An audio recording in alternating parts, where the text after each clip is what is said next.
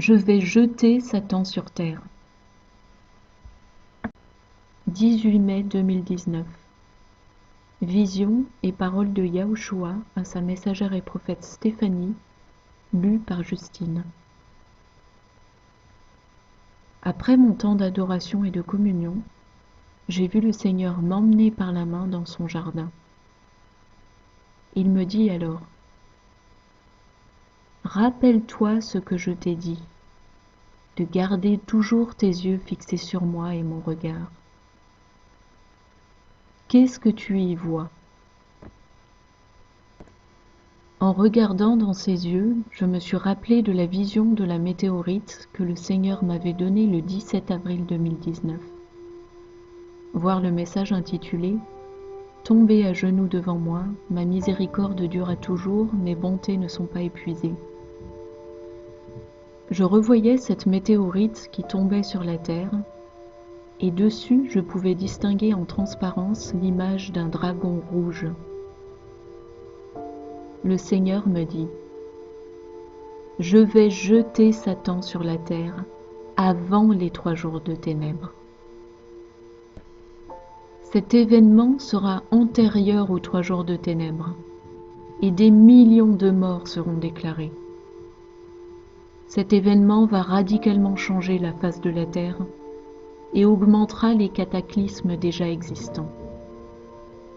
Ma fille, ne crains pas, car c'est le déclencheur de la mise à part de mon épouse bien-aimée. J'ôterai de la terre mes élus, et vous reviendrez pour la grande moisson. Mon épouse n'est pas destinée à subir les 3 jours de ténèbres. Ceci car vous m'avez choisi de tout votre cœur, bien avant cet événement. J'ôterai alors la paix du monde, et l'abomination régnera pour un temps, des temps et la moitié d'un temps. Ma colère se déversera alors sur la terre, entraînant les ténèbres et le jugement des peuples. Seul un reste en réchappera, ceux qui auront choisi la vie malgré la mort qui les environnera. Ma fille, ne doute pas de mes paroles. Tu as en toi mon esprit. La comète va bientôt frapper la terre, et mes ténèbres s'établiront. Je vais utiliser les choses folles de ce monde pour confondre les sages. Je vous élèverai au temps du jugement, et je vous placerai stratégiquement en des lieux afin que beaucoup croient en moi et ne se détournent plus.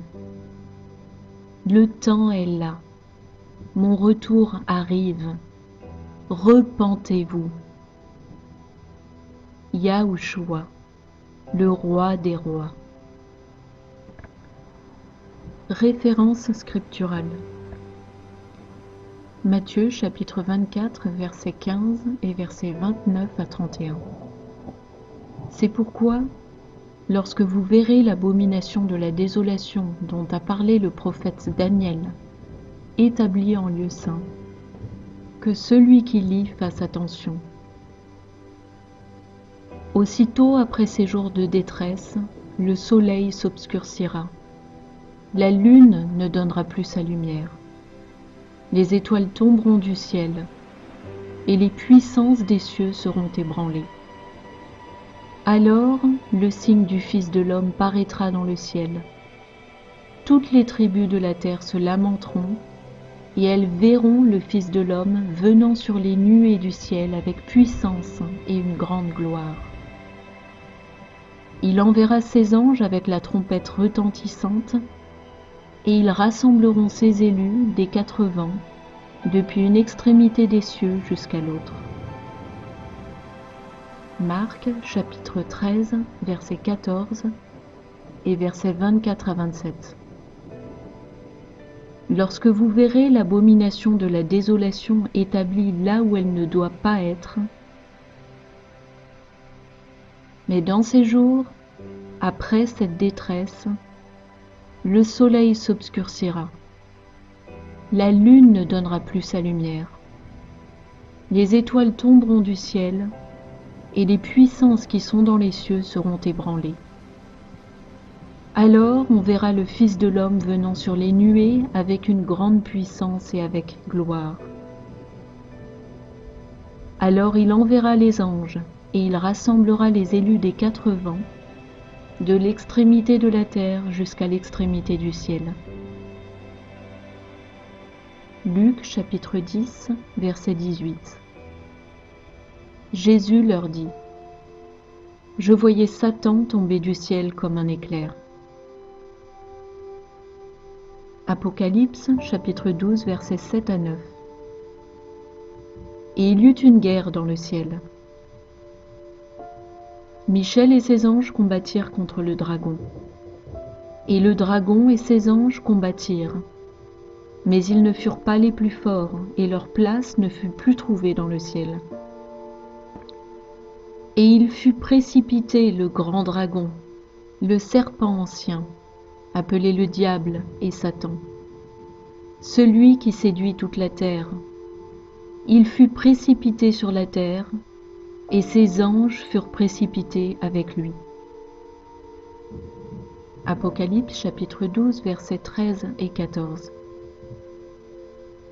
Quand le dragon vit qu'il avait été précipité sur la terre, il poursuivit la femme qui avait enfanté l'enfant mâle. Et les 2 ailes du grand aigle furent données à la femme, afin qu'elle s'envolât au désert, vers son lieu, où elle est nourrie 1 temps, des temps, et la moitié d'un temps, loin de la face du serpent. Daniel, chapitre 9, verset 27. Il fera une solide alliance avec plusieurs pour une semaine.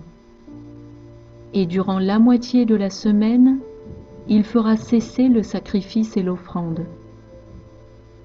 Le dévastateur commettra les choses les plus abominables, jusqu'à ce que la ruine et ce qui a été résolu fondent sur le dévastateur.